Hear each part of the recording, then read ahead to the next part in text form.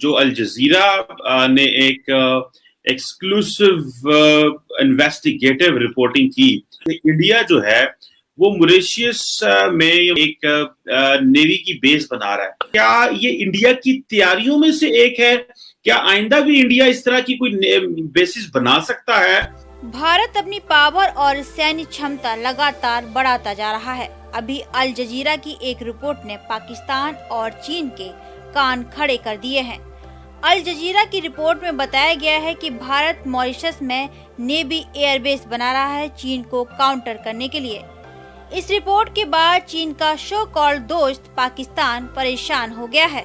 जो अल जजीरा ने एक एक्सक्लूसिव इन्वेस्टिगेटिव रिपोर्टिंग की और उन्होंने सैटेलाइट इमेजरी और उनका जो फाइनेंशियल डाटा है उससे एविडेंस ली है, जो अल जजीरा का इन्वेस्टिगेटिव यूनिट है, कि इंडिया जो है वो मॉरिशस में एक मॉरिशियन आइलैंड के करीब, जिसका नारिन का नाम है अगलिगा, वहां पे एक नेवी की बेस बना रहा है और वहां पे तकरीबन 300 लोग रह रहे हैं। 1100 किलोमीटर वो जो है वो दूर है बेसिकली मॉरिशस की जो मेन आइलैंड है उससे।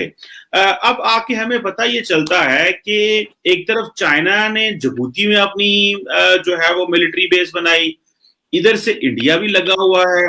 क्या इंडिया के इतने पास इतने फाइनेंशियल रिसोर्सेज हैं कि इंडिया इस तरह की इन्वेस्टमेंट्स कर सकता है, और वो भी अपने बॉर्डर से, अपनी सरजमीन से बहुत दूर?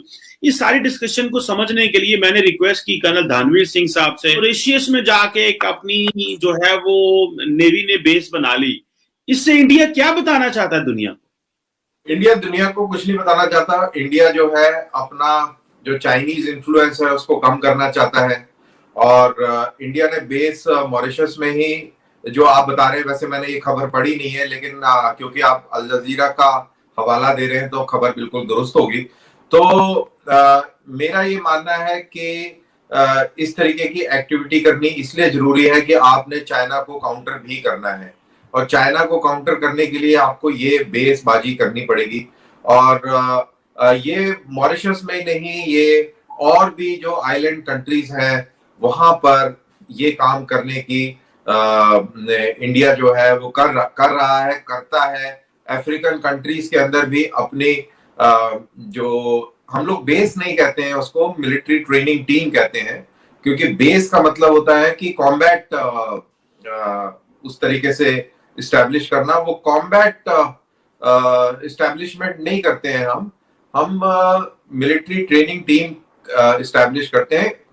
आइडिया होता है कि उसकी जो उस मुल्क को इन्फ्लुएंस में रखना। आइडिया ये नहीं होता कि वहां पे फौजें रख के और कोई जंगी तैयारी करना। वो जंगी तैयारी के लिहाज से कोई भी बेस नहीं है। हमारा सेंट्रल एशिया में भी इस तरीके से मिलिट्री ट्रेनिंग टीम्स हैं, तजाकिस्तान में है और इसी तरीके से उज्बेकिस्तान में भी है, वियतनाम में है, भूटान में है और लाइकवाइज और भी कई जगहों पर हमारी ट्रेनिंग टीम्स हैं। अफ्रीकन कंट्रीज में भी है, मेरा दिमाग उतर रहा है अभी ध्यान से कहाँ कहाँ है। तो इस तरीके की मिलिट्री बेसिंग नहीं कहते हम लोग उसको मिलिट्री ट्रेनिंग टीम कहते हैं, जिसके अंदर कॉम्बैट पोटेंशियल नहीं होती है। ये मैं अंडरलाइन कर रहा हूँ, कॉम्बैट पोटेंशियल नहीं होती है। और हम उस मुल्क की आर्मी को ट्रेन करते हैं, उस मुल्क की आर्मी को असला प्रोवाइड करने की जरूरत होती है तो वो करते हैं। इस तरीके का ये कॉन्सेप्ट है हमारा। अच्छा, बिल्कुल ठीक है। अच्छा कल साहब, ये भी बताइएगा, जो ये इंडो पैसिफिक में जो बढ़ते हुए खतरात कह लें आप, या जो स्ट्रेटेजिक कंपटीशन जो ग्रेट पावर्स का है, जिसमें इंडिया जो है वो अमेरिका के साथ खड़ा हुआ क्वाड में और चाइना उसके मुकाबले में है, और ये कहा जा रहा है कि जो इंडो पैसिफिक और ये सारा जो इंडियन ओशन है, ये आइंदा आने वाले दिनों में, आइंदा आने वाले कुछ सालों में एक हॉटस्पॉट बनता जा रहा है। तो आप ये कह रहे हैं कि जी ठीक है, ये एक ट्रेनिंग मिशन है और इसके ये है, लेकिन ऑब्वियसली इंडिया बेसिकली अपनी एक स्ट्रेटेजिक कैपेसिटी इनहेंस कर रहा है। और ये भी बताइएगा कि क्या ये इंडिया की तैयारियों में से एक है? क्या आइंदा भी इंडिया इस तरह की कोई बेसिस बना सकता है? और इसको लिंक कीजिएगा इंडिया की फाइनेंशियल पोजीशन के साथ क्योंकि रिसेंटली जो कोविड में हुआ कि इंडिया को हेल्थ कवरेज ना होने की वजह से, पेंडेमिक है, तो कभी भी नुकसान हो सकता है, दुनिया में कहीं भी कुछ भी हो सकता है। तो इंडिया ने क्या अपने रिसोर्सेज ठीक जगह पे लगा रहा है? इतनी ज्यादा मैसिव मिलिट्री बिल्डअप जो है वो क्या वाकई प्रोपोर्शनल है टुवर्ड्स ह्यूमन सिक्योरिटी, जो कि हम समझते हैं कि हेल्थ और जो बाकी सोशल सिक्योरिटी से अचीव होगा, या कि वो समझता है, इंडियन माइंडसेट ये समझता है कि अब इंडो पैसिफिक में अब इन्वेस्टमेंट करनी ही पड़ेगी और अमेरिका और यूरोप के साथ मिलके एक अलायंस बनाना ही पड़ेगा, इसी से इंडिया का ग्लोबल इमेज बढ़ेगा? देखिए, इंडिया की इकोनॉमी तकरीबन $4 ट्रिलियन की है और चाइना की इकोनॉमी हमसे काफी ज्यादा बड़ी है। तो चाइना का स्केल ऑफ इकोनॉमी के हिसाब से देखा जाए तो वो बहुत आगे है, उसका तो मुकाबला नहीं कर सकते। लेकिन $4 ट्रिलियन इकोनॉमी जो है वो कोई थोड़ी छोटी इकोनॉमी नहीं होती। और जहां तक स्ट्रेटेजिक इंटरेस्ट का सवाल है, उसमें अपने आप को प्रोटेक्ट करने के लिए, अपने इंटरेस्ट को बचाने के लिए अगर आपको मिलिट्री ट्रेनिंग टीम इस्टेब्लिश करनी पड़ जाए तो उसमें कोई नुकसान नहीं है। और बड़ी इंटरेस्टिंग बात यह है कि जो इंडियन मिलिट्री ट्रेनिंग टीम होती है उसका खर्चा वो मुल्क उठाता है जहां पर वो लगाई जाती है, उसमें हमारा इन्वेस्टमेंट नहीं होता है।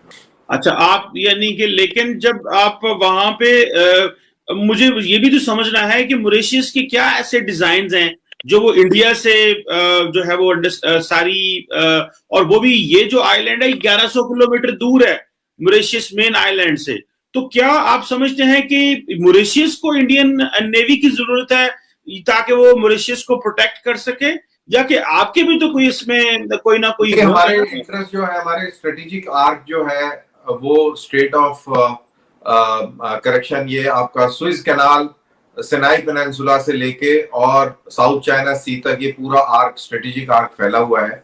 और यहाँ पर हम अपनी शिपिंग की दफा भी करते हैं और हमारे जो स्ट्रेटेजिक इंटरेस्ट हैं उनको भी लुक आफ्टर करते हैं। हमारे जो बहुत बड़े स्ट्रेटेजिक पार्टनर इंडियन ओशन में है वो फ्रांस है, और फ्रेंच नेवी, इंडियन नेवी का एक ही गोल है, एक ही मकसद है कि जो हेगमनी, चाइनीज हेगमनी जो दुनिया में देखने को मिल रही है उसको काउंटर किया जाए, और जितने भी डेमोक्रेटिक मुल्क हैं वो सब इकट्ठे आए इसी चीज से, और उसी चीज के लिए हम लोग वहां बैठे हुए हैं। तो इंटरेस्ट की बात होती है, इंटरेस्ट जिस हिसाब से है आपका उस हिसाब से आप अपनी तैयारी करते हैं। अब हमारा फुटप्रिंट बढ़ रहा है, और $4 ट्रिलियन की अगर इकोनॉमी है तो फिर ट्रेड हो रहा है, तभी इकोनॉमी है उतनी बड़ी, ट्रेड है। अगर ट्रेड को आपने अपने सेफगार्ड करना है तो उसके लिए आपको फ्रेंडली कंट्रीज चाहिए। अब आप देखिए कि अगर फ्रेंडली कंट्रीज ना हो तो क्या होता है। इजराइल और ईरान के बीच में देख लीजिए, अभी हाल ही में उनकी शिपिंग के ऊपर ईरानियों ने हमला कर दिया, अब इजरायलियों ने भी धमकी दे दी कि हम भी कुछ करेंगे। तो ऐसे फिर क्या होता है, ऐसे ट्रेड पे खतरा बढ़ जाता है। पहले सी पायरेट्स होते थे, सी पायरेट्स कम हो गए तो कोई और खतरा खड़ा हो जाएगा।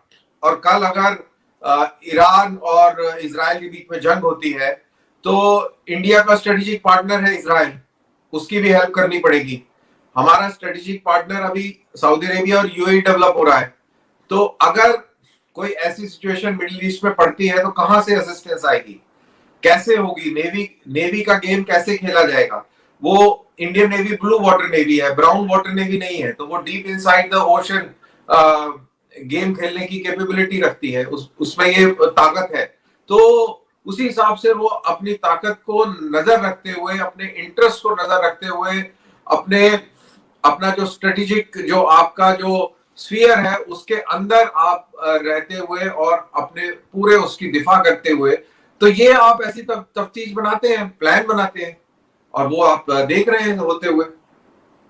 अच्छा, कल साहब एक मिलिट्री के रिलेटेड सवाल है आपसे, क्योंकि आप फौजी हैं, आर्मी से हैं। ये बताइएगा कि क्या आप समझते हैं कि जो इंडिया के जो थ्रेट्स हैं वो पहले नॉर्थ में रहे, ईस्ट में रहे, अब क्या थ्रेट्स बदल रहे हैं? तो क्या अब वो जो इन्वेस्टमेंट आप करते थे कि भाई टैंकों पे इन्वेस्टमेंट हो गई, पाकिस्तान के हवाले से इन्वेस्टमेंट हो गई, या चाइना के साथ चलो लैंड के मामला तो नहीं है, तो क्या अब आप जो नेचर ऑफ थ्रेट है या जो अब ज्यादा इन्वेस्टमेंट होगी वो आर्मी से हटाकर एयरफोर्स और नेवी पे होगी? This is what do you think is a mindset of the Indian strategic thinkers? बिल्कुल, आप बिल्कुल सही कह रहे हैं। अभी जो पूरा फोकस हो गया है, अगर आप देखें जिस तरीके से डेवलपमेंट नेवी के अंदर हो रहे हैं, एयरफोर्स की एसेट बिल्डिंग हो रही है, तो फोकस अभी एयरफोर्स और नेवी के ऊपर है। लार्जर गेम में शामिल है और उसी तरीके से तैयारी भी है।